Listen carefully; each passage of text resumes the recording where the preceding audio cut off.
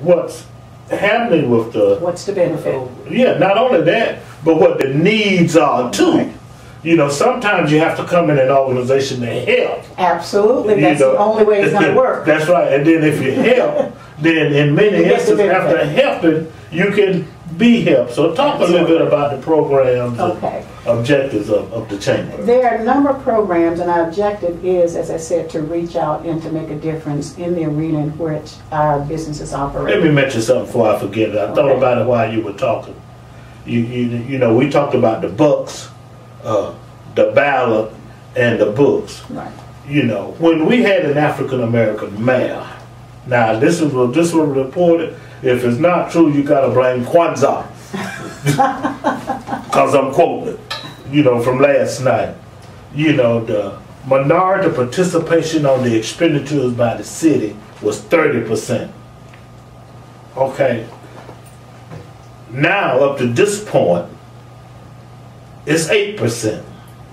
Serious drop. You know, well, not only that, I think that this just goes to show, you know, how important it is for businesses to be involved, you know, politically, because it ties in economically. It does. And then see, and these are the kinds of things that an organization can involve itself in, and I'm sure that there will be efforts to improve that. But you know, I just wanted to mention that before I forgot it. And you were going. This is a call to action. A call to action. This is a call to action. A call to action. And I'm your host, Alex Habersham, and I have with me today Miss Ann Henderson, who's the owner HA Office 515, which is a office.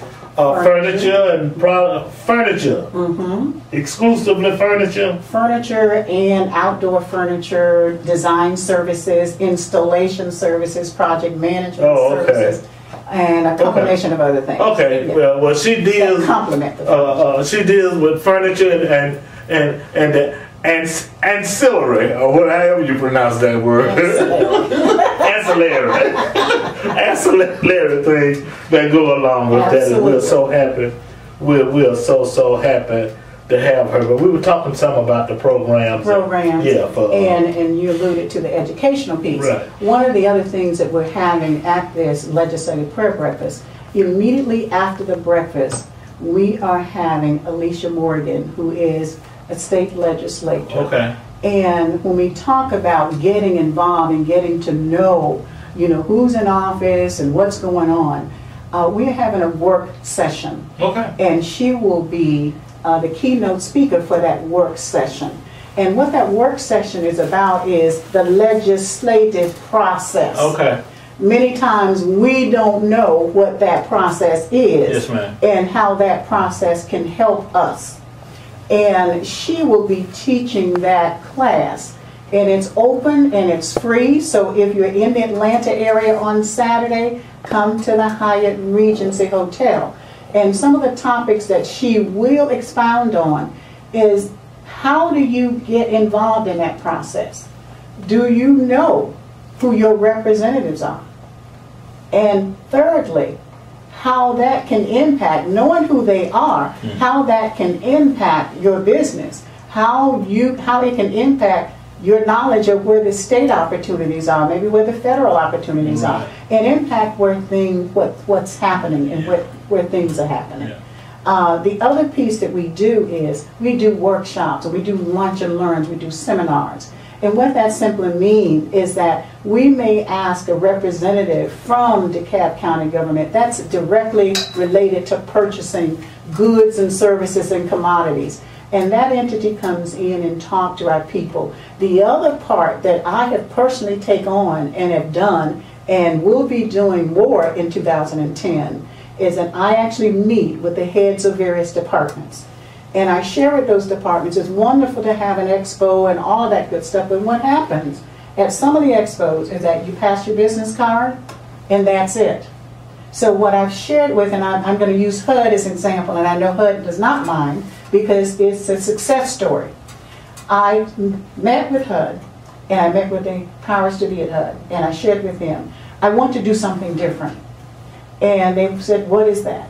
instead of having 5,000 or 500 people in a room, let me bring to the table business owners who have the resources, business owners who can do the work, and then what I need you to do, HUD, is bring those folks who are directly related to making the decision on that contract to the table. Right. So they did. Right. And what happened out of that is we currently have a member of the chamber that has an ongoing contract with HUD as a result of that. I'm in the process of doing the same thing with the Board of Regents, GSFIC, which is Georgia State Finance and Investment Commission. And doing that with DeKalb County, and doing that with some other entities.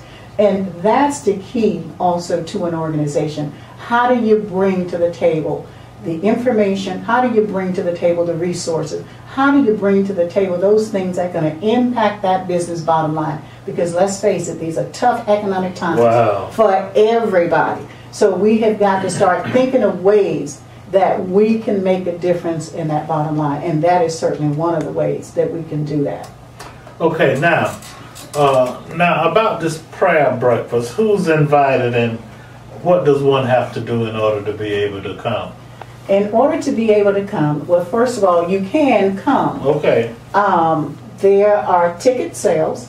The tickets are $50 per ticket, or you can buy a table or sponsor a table. If you're a corporate entity, you can sponsor a table. The cost goes from $15,000, that's presenting sponsor, and I know everybody's probably falling over right now, but that's presenting sponsor. That simply means that you actually have an opportunity, if you're a major corporation, to speak to that audience of over 500 plus people. And then we have the level of 5,000, and then we have a level of 2,500, and the level of 1,000, which is patron and government.